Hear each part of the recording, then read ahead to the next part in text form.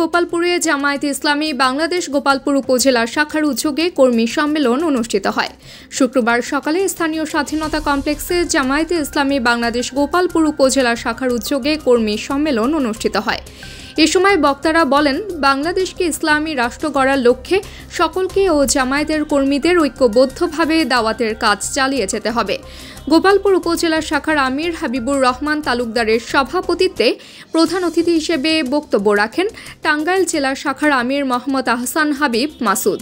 বিশেষ অতিথি হিসেবে উপস্থিত ছিলেন জেলা শাখার সেক্রেটারি মোহাম্মদ হুমায়ুন কবির, গোপালপুর উপজেলার সাবেক আমির মোহাম্মদ আশরাফ আলী, জেলা শাখার কর্ম পরিষদের সদস্য ডাক্তার অধ্যাপক আতাউর রহমান, গোপালপুর উপজেলা শাখার সাংগঠনিক সম্পাদক মোহাম্মদ ওবায়দুল্লাহ, গোপালপুর প্রেস ক্লাবের সভাপতি অধ্যাপক জয়নাল আবেদিন।